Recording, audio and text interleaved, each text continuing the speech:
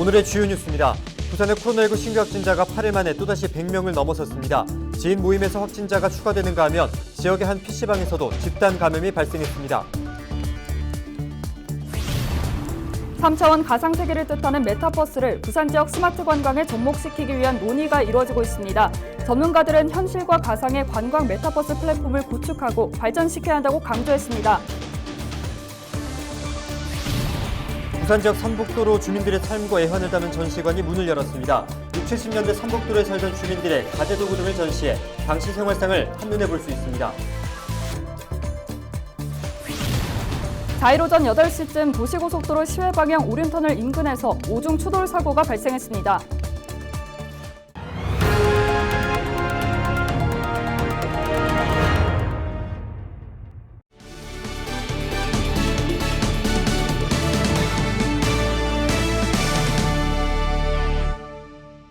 여러분 안녕하십니까? 헬로티비 부산 뉴스입니다. 부산의 확진자가 또다시 하루 100명을 넘어섰습니다. 부산시는 3일 오후부터 4일 오전까지 코로나19 신규 확진자 105명이 발생했다고 밝혔습니다. 지난 1일 지표 환자가 확진된 서구의 지인 모임에서 지표 환자 가족의 지인 5명이 추가로 감염돼 현재까지 관련 확진자는 9명으로 늘었습니다. 또한 해운대구의 PC방 2곳에서도 지난 28일 이후로 8명이 확진됐습니다. 중구의 콜센터와 관련해서는 직원 1명이 양성 판정을 받았고 동래구 목욕장의 확진자 접촉자와 이용자 등 4명이 자가격리 중 확진 판정을 받았습니다. 이로써 부산의 누적 확진자는 8,596명으로 늘었습니다. 네, 이 가운데 기장군에서는 4일 오전 8명이 코로나19 확진 판정을 받았습니다.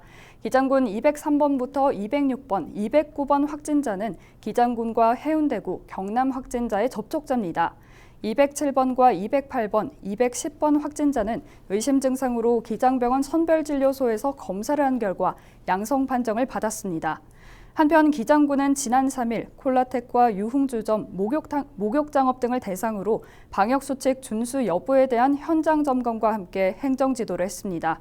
또 해안가 캠핑카와 차박 점검을 진행해 지금까지 3,900여 건을 계도 조치했다고 밝혔습니다. 네, 요즘 많이 듣는 말 중에 메타버스라는 용어가 있습니다. 가상 융합 공간을 말하는데 관광에도 이 메타버스를 활용하는 방안이 논의되고 있습니다. 네, 코로나19로 해외여행이 막혔고 또 일상조차도 비대면이 되다 보니 스마트 관광에 주목받고 있습니다. 부산의 관광 분야는 무엇을 준비해야 할지 차선영 기자가 보도합니다.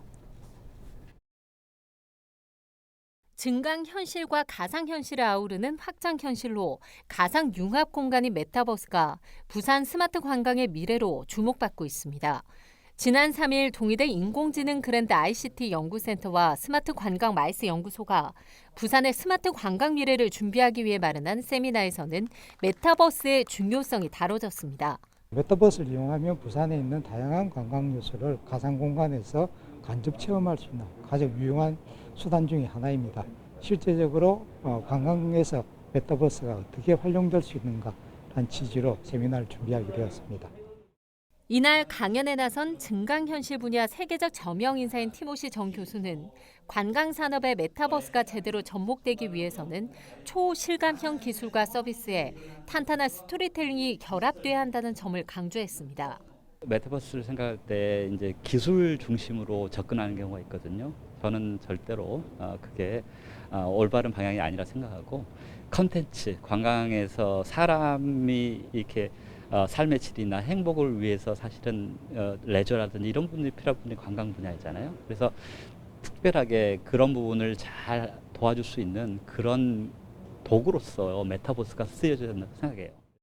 특히 부산에서는 현실과 가상의 상호작용이 가능한 가상 관광 메타버스 플랫폼 구축과 함께 이 플랫폼을 지속 가능한 비즈니스 모델로 발전시켜 나가야 할 필요성이 제기됐습니다. 이제 어떤 관광 콘텐츠의 중요성이라든지 그리고 어떤 ICT 기술 자체가 관광의 경험을 높이고 관광 친화 환경을 만드는 데 도움을 주는 수단으로서 이렇게 잘 활용될 수 있게 설계를 하는 이런 방향으로 이런 어떤 시기라고 보면 될 것 같습니다. 부산에서는 현재 용두산 공원에 국비 49억 원을 확보해 메타버스와 인공지능을 기반으로 한 가상현실을 구현하는 작업이 2023년까지 추진될 예정입니다. 이미 전 세계적으로 문화와 관광, 사회 분야 등에서 메타버스가 구현되고 있는 만큼 부산에서도 관광의 디지털 전환에 속도를 낼 필요가 있어 보입니다. 헬로티비 뉴스 차선영입니다. 부산의 삼복도로 하면 6.25 전쟁의 아픔과 함께 우리 부모님들의 애환이 있는 장소이기도 합니다.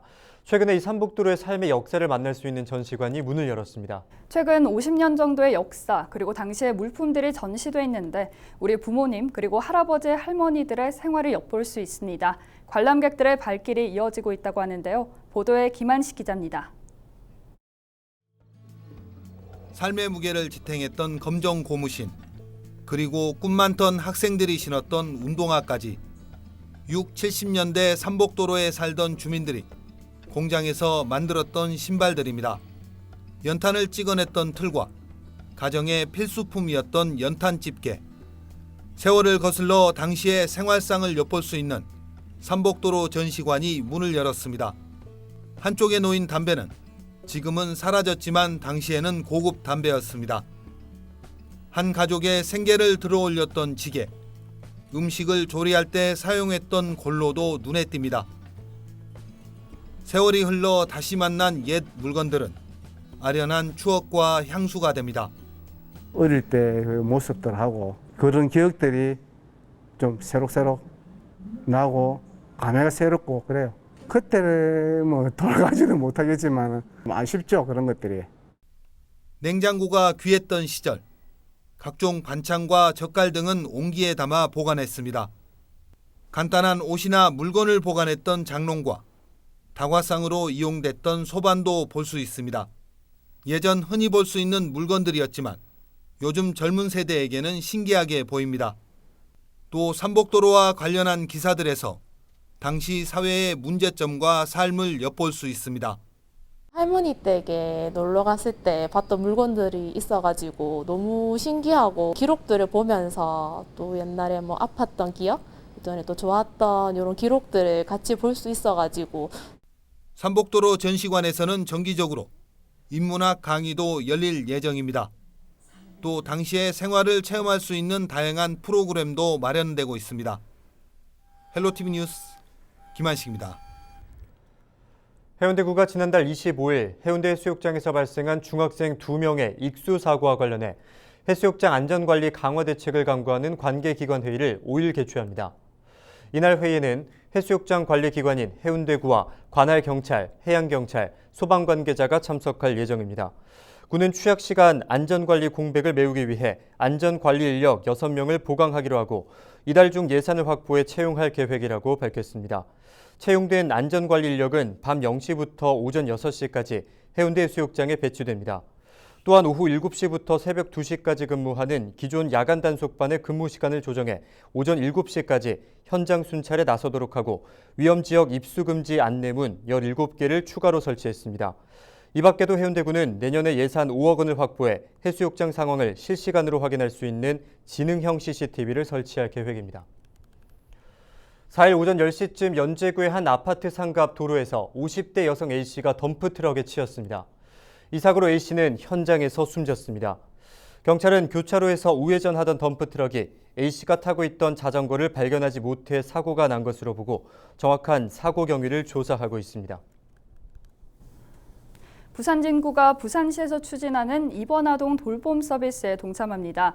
입원아동 돌봄 서비스는 맞벌이 등을 이유로 입원한 아이를 돌보기 힘들 경우 돌봄 전문 교육을 받은 입원아동 보호사가 병원에 입원한 아동에게 식사와 투약 돕기 등 맞춤형 돌봄을 제공하는 사업입니다.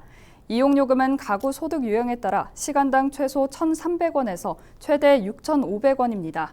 부산진구는 부모들이 안심하고 아이를 키울 수 있는 돌봄 환경 조성에 더욱 노력하겠다고 밝혔습니다.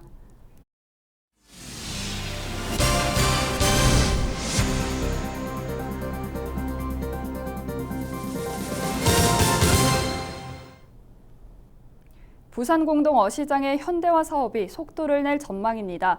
앞으로 수산물 생산과 유통, 관광이 결합된 다기능 명품 수산물 도매 시장으로 재탄생합니다. 네, 부산시는 부산공동어시장을 시민들과 관광객들이 찾을 수 있는 열린 공간으로 만들겠다는 각오입니다. 김윤정 기자입니다. 부산 공동어 시장의 현대화 사업을 위한 공동선언식이 열렸습니다. 선언식에는 박평준 부산시장, 안병길 국민의힘 국회의원, 정연송 부산 공동어 시장 조합 공동법인 총회 의장과 박극재 대표이사 등이 참석했습니다. 이는 현대화 사업 추진 방안 합의에 따른 후속 조치로 그동안 지지부진하던 공동어 시장 현대화 사업이 급물살을 타게 됐습니다. 이 공동어 시장을 현대화하는 문제는 우리 그 부산의 수산업을 한 단계 도약시키기 위해서도 필요하고 관련된 여러 종사자들의 이익을 위해서도 꼭 필요한 일일 뿐 아니라 우리 소비자로서의 시민들에게도 큰 편익을 주는 굉장히 좋은 일임에 틀림이 없습니다. 그 공동어 시장을 그대로 방치하고서는 부산의 수산업계 전체가 어려움에 빠질 우려도 있었습니다. 이날 공동선언문에는 부산 공동어 시장 현대화 사업 성공적 추진을 위한 사업 추진 체계 구축과 시민을 위한 중앙 도매시장 콘텐츠 설계 방영 등이 담겼습니다. 부산시는 부산 공동어 시장을 수산물 유통 혁신 중심의 위생적 도매시장으로 만들겠다는 각오입니다. 수산물 생산과 유통, 관광을 결합한 그야말로 복합 수산시장으로 조성할 계획입니다. 이에 따라 수산물로 지역 브랜드 가치를 담은 상품을 개발하고 비대면 온라인 수산물 유통 사업, 수산 양식 사료 등 신사업 모델도 발굴할 예정입니다. 이제 단순히 현지 위판장의 수준을 넘어서 우리 공동어 시장이 현대화를 통해서 정말 명품 시장으로 거듭나는 겁니다. 관광과 또 우리 유통과 모든 도매시장 기능과 이런 게 복합돼서 어우러진 하나의 그런 명품 수산시장으로 거듭나지 않을까 그런 생각을 합니다. 하지만 2026년 완공 목표까지 아직 풀어야 할 법적인 문제들도 남아 있습니다. 국가나 지자체는 민간에 투자할 수 없기 때문에 공동출자법인을 만들기까지 난관을 해결하기 위한 부산시는 물론 해수부의 적극적인 지원이 무엇보다 필요합니다. BTV 뉴스 김윤정입니다.